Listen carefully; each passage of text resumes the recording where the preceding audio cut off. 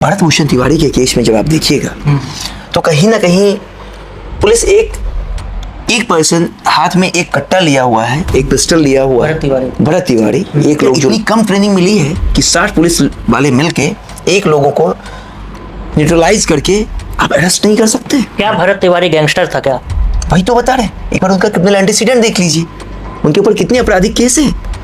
पर उस सिस्टम में व्याप्त जितनी भी कमियां थी, भ्रष्टाचार हो या फिर मनमानी हो, पुलिस ऑफिसर्स का वो हो, हर चीजों के मतलब सोशल कॉज के लिए वो अपना वॉइस को रेज किया है कि न्याय प्रक्रिया में जो कानून तोड़ता है, कानून उसके विरुद्ध कानून का एक्शन होता है, उसको सजा मिलता है। तो जो भी किए हैं उनको सजा मिल जाएगा, कन्विक्शन उन लोगों की होगी, तो हत्या के मुकदमा के तहत जो भी मैक्सिमम पनिशमेंट है लोगों को मिलेगी। नमस्कार, समाचार सिटी देख रहे हैं आप, मैं हूं आपके साथ हर्ष कुमार। देखिए, भोजपुर में भरत तिवारी का इनकाउंटर दिन प्रतिदिन तूल पकड़ता जा रहा है। आपको मैं बता दूं कि यह मामला अब राजनीतिक रूप ले चुका है। विपक्ष के नेता हो या पक्ष के नेता हो, सभी लोग पुलिस की कार्यप्रणाली पर सवाल उठा रहे हैं। नेता प्रतिपक्ष के द्वारा इसे फेक इनकाउंटर बताया जा रहा है, तो वहीं सत्ता दल के नेता के द्वारा पुलिस के कार्यप्रणाली पर सवाल उठ रहे हैं। इस वक्त अभी हमारे साथ पटना हाईकोर्ट के अधिवक्ता हमारे साथ मौजूद हैं। सबसे पहले सर स्वागत है। धन्यवाद। ये जो इनकाउंटर हुआ है, ये फेक इनकाउंटर है या ओरिजिनल इनकाउंटर है, या फिर क्या इसमें किनकी दोष है इसमें? देखिए, फेक इनकाउंटर को लेके देखिए, इनकाउंटर दो तरह से होता है। पुलिस के पास अथॉरिटी होती है इनकाउंटर के केसेस में कि जब भी अगर उनके ऊपर लॉ एंड ऑर्डर का कुछ ऐसा खतरा है कि अगर कोई व्यक्ति ऐसा काम कर रहा हो कि अगर उसको न्यूट्रलाइज नहीं किया गया तो मेजर कुछ ऐसा वो एक्शन हो जिससे पुलिस पर्सनल्स को इंजर्ड कर दे, या फिर उनका हत्या हो सकता है, या फिर कोई पब्लिक एट लार्ज, ठीक है, बहुत लोगों का उस पर जानलेवा कोई नुकसान कर सकता है। उस केसेस में वो सब चीज़ों को देखते हुए, और ये आखिरी पड़ाव होता है, इनकाउंटर का भी पहला पड़ाव नहीं हो सकता है।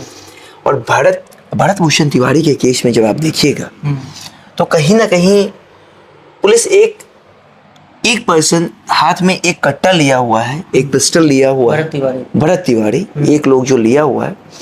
तो हम आपको बता दें कि कहीं ना कहीं 60 पुलिस ऑफिसर्स उसको घेरे हुए हैं। पूरे कंप्लीट मीडिया विजुअल्स आप देखिएगा, 50-60 पुलिस ऑफिसर्स। क्या इतने निकम्मे हैं पुलिस?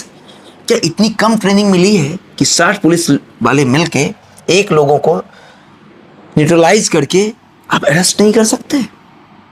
क्या भरत तिवारी गैंगस्टर था क्या? वही तो बता रहे, एक बार उनका क्रिमिनल एंटीसीडेंट देख लीजिए, उनके ऊपर कितने आपराधिक केस हैं।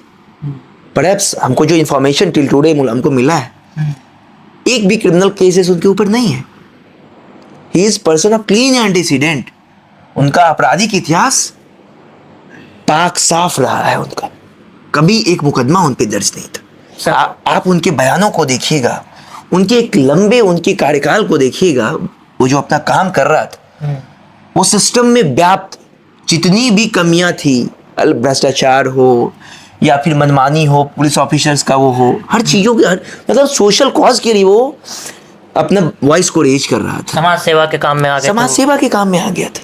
लेकिन इस तरह का फेक, अब देखिए लास्ट में भी, मतलब कंप्लीट वीडियो के लास्ट में वो अपना हथियार फेंक देता है। आत्मसमर्पण कौन सा लॉ परमिट किया उनको कि आत्मसमर्पण के बाद किसी को हत्या कर देना, किसी पे गोली चला देना? तो कहीं ना कहीं पुलिस तो मनमानी की है, और कहा गया है कि न्याय प्रक्रिया में जो कानून तोड़ता है, कानून उसके विरुद्ध कानून का एक्शन होता है, उसको सजा मिलता है। तो जो भी किए हैं उनको सजा मिलेगी। आपके द्वारा PIL फाइल किया गया है, अगर PIL फाइल में क्या कुछ इसमें निष्कर्ष निकल कर सामने आएगी? देखिए, PIL में हम लोग 3-4 हम लोग का प्रेयर है। पहला प्रेयर है कि जो भी इसमें दोषी हैं उनके ऊपर FIR दर्ज हो।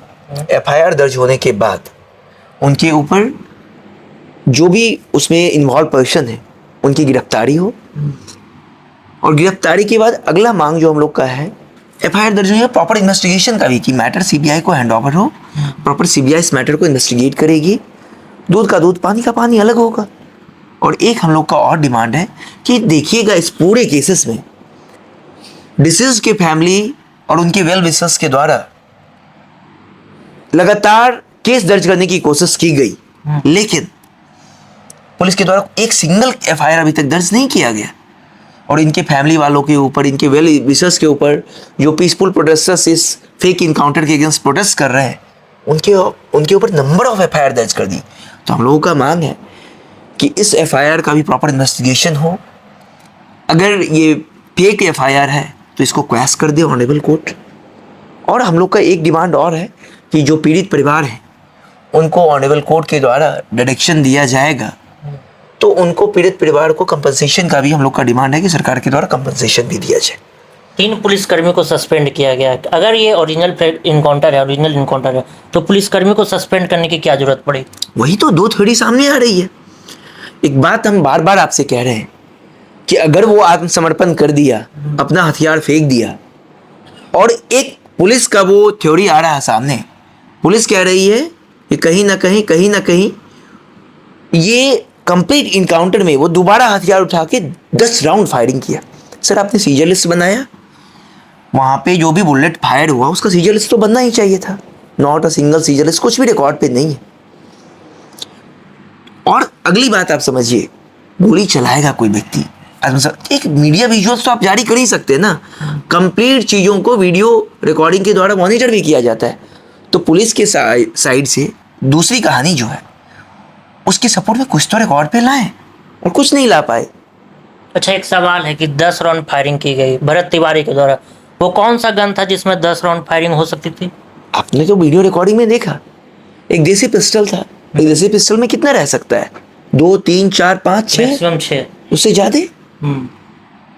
तो इस थ्योरी को जांच का विषय है। देखा जाए वो बुलेट, वो जो पिस्टल उसके हाथ में था, उसकी जांच करें, बैलिस्टिक रिपोर्ट सामने आएगा। एक तरफ कहते हैं ये पागल था, कैसे पागल था? क्या पुलिस अब डॉक्टर भी बन गई है?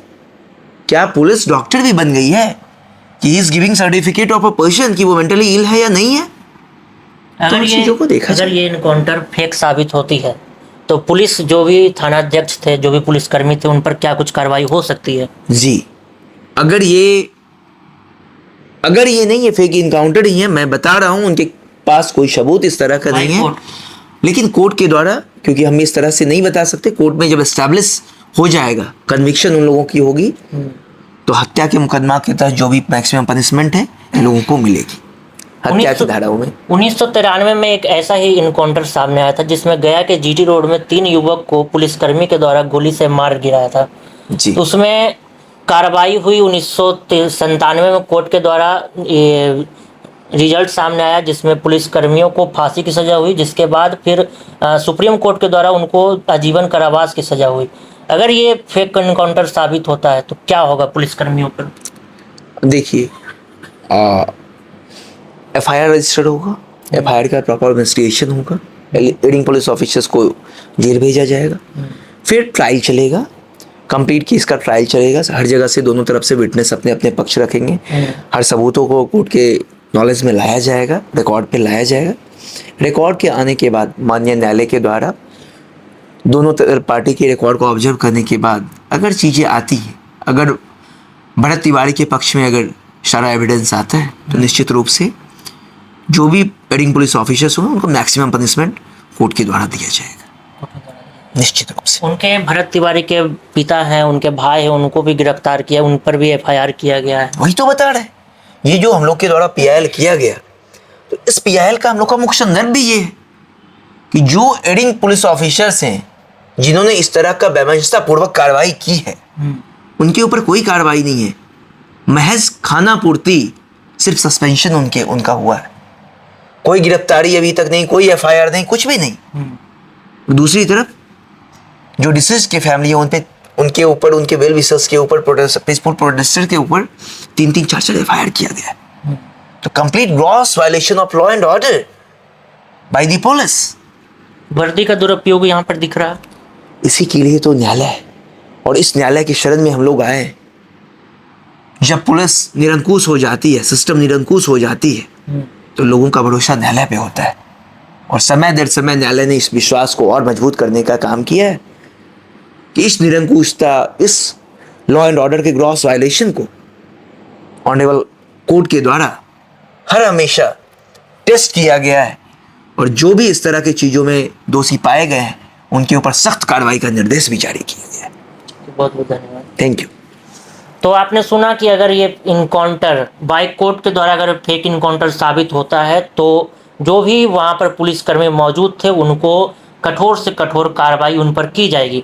आपको मैं बता दूं कि 1993 में कुछ ऐसा ही मामला सामने आया था जिसमें गया जिले में जीटी रोड के पास 3 युवक को पुलिसकर्मी के द्वारा कुछ इस प्रकार ही इनकाउंटर किया गया था जिसमें उनकी मौत हुई थी। जिसके बाद 1997 में कोर्ट के द्वारा रिजल्ट सामने आता है जिसमें 6 पुलिसकर्मी पर फांसी की सजा सुनाई जाती है, जिसके बाद सुप्रीम कोर्ट के द्वारा उन सभी 6 पुलिसकर्मी को आजीवन कारावास की सजा सुनाई जाती है।